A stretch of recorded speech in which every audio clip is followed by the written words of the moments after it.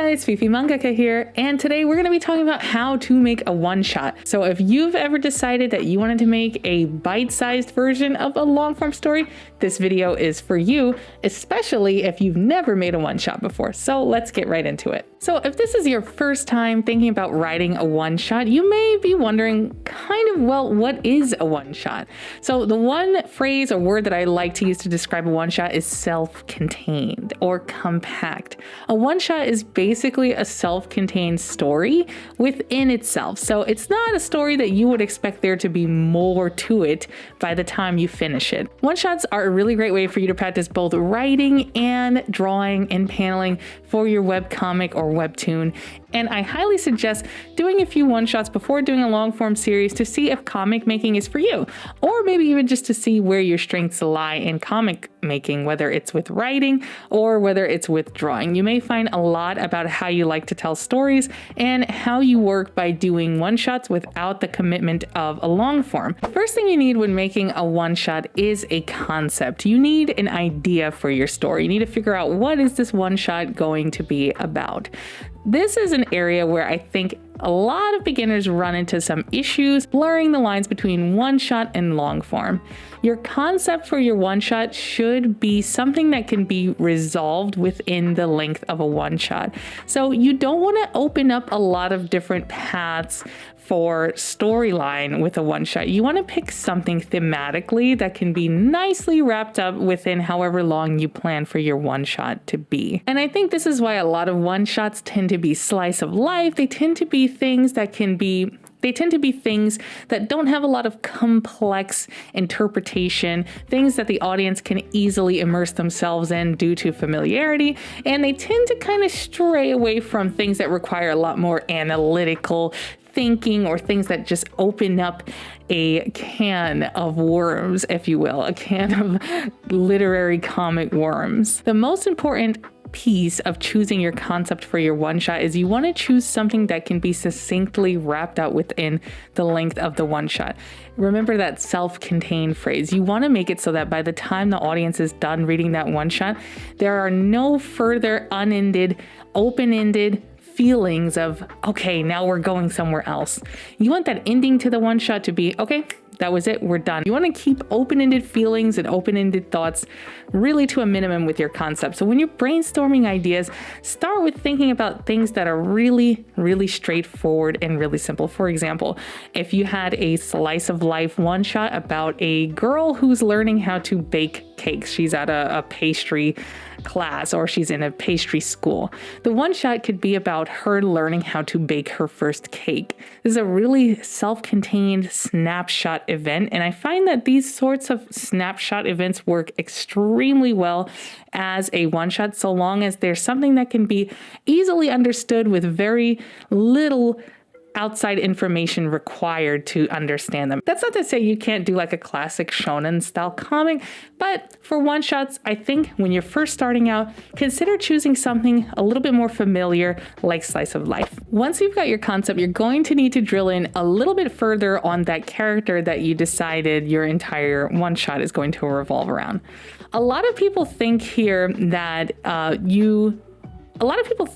that there aren't character arcs in one-shots, or that you don't have enough time to do a proper character arc in a one-shot.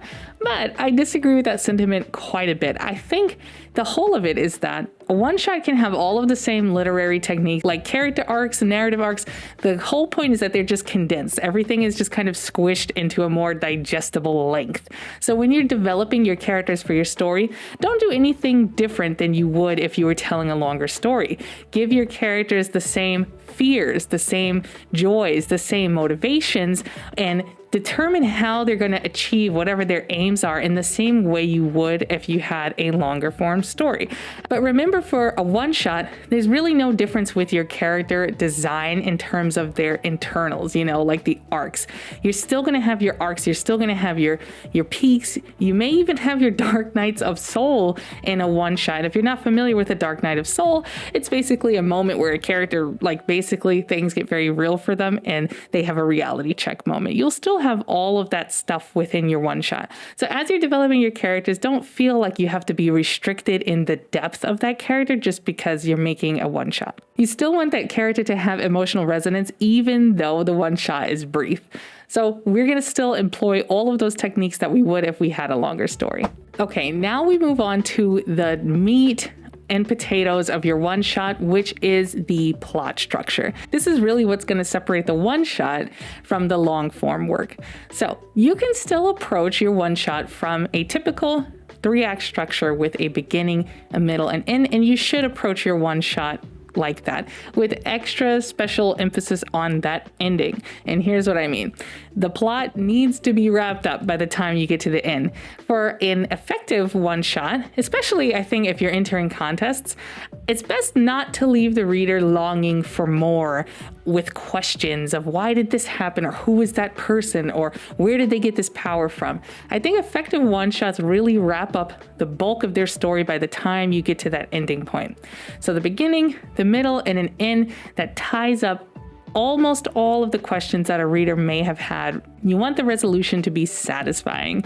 You want the reader to be feeling like it was conclusive and there's nothing more for them. There's no more outlying questions. A tricky thing with regard to plot structure for one shots are, and I keep wanting to say One Piece for some reason, but a tricky thing with the plot structure for one shots is pacing.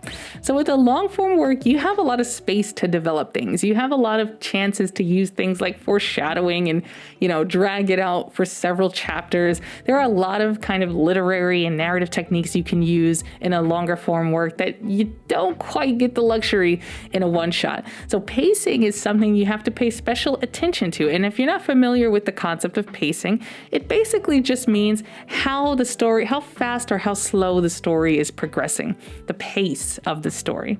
As you can imagine, one shots are shorter, so we expect the pacing to be a lot faster than a longer work.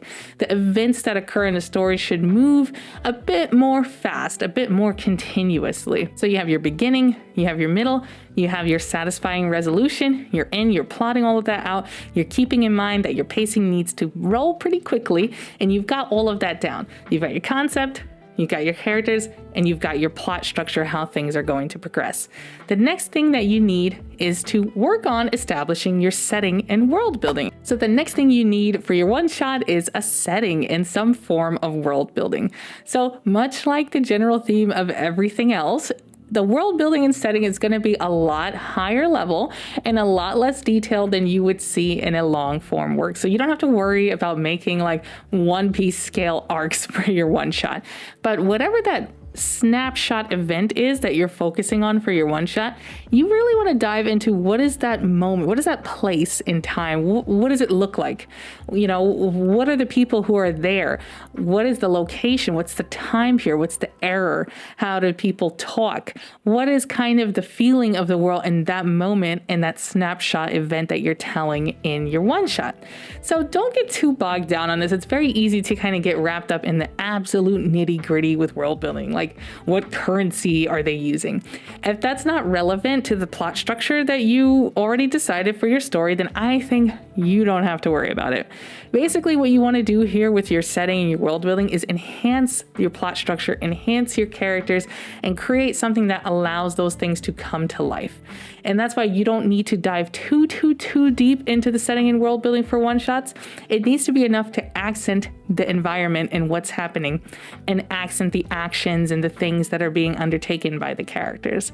That's not to say you can skimp out on this area, but if your story doesn't demand an extra emphasis in diving into what the world is like, then treat your setting and world building as an accent to the snapshot moment that you're focusing on in your one shot. Okay, so we have our concept, we have our characters, we have our plot structure, and we have our setting.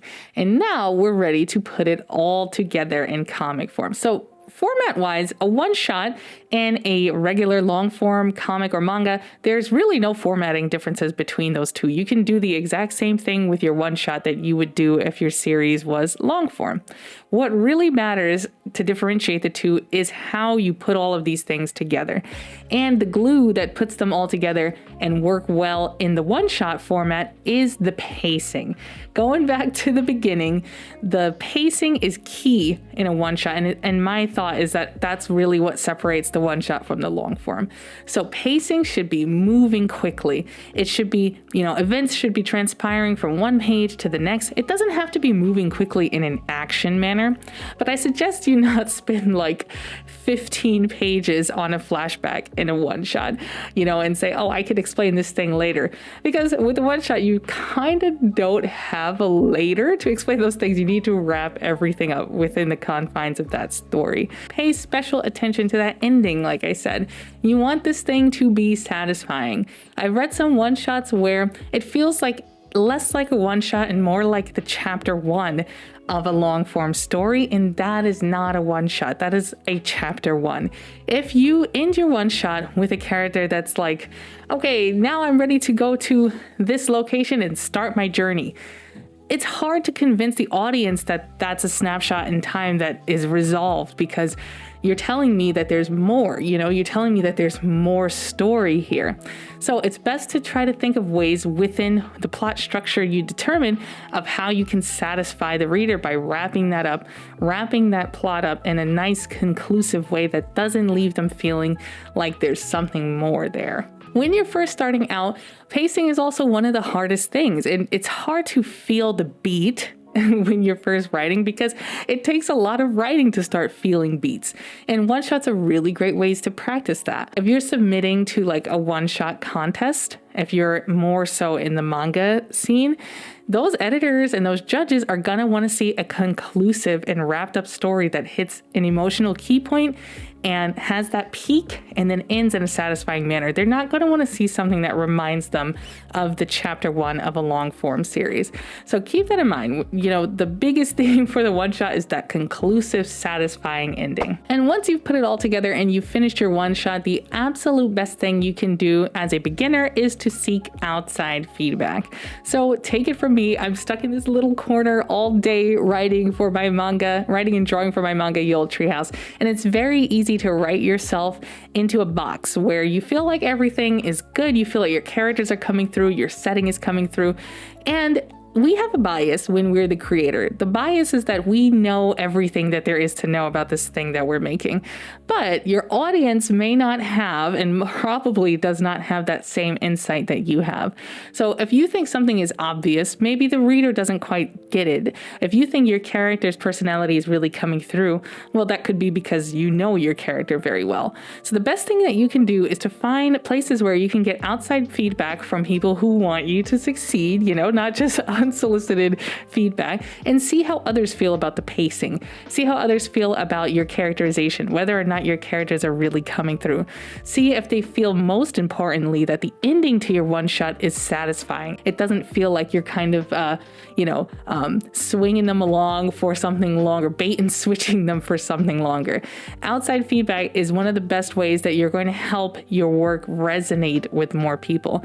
One of the things that I think about this is that as a writer, as an artist who's telling a story with the comic or manga format, we have to be very empathetic here.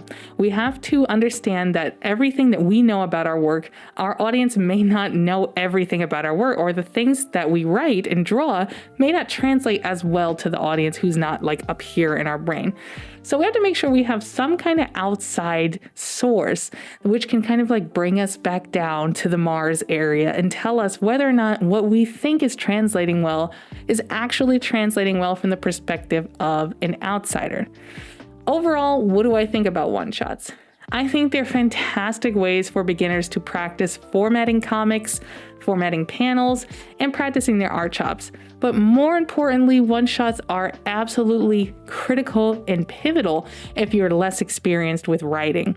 One-shots are going to help you elevate your storytelling in a very bite-sized and easy to commit to way.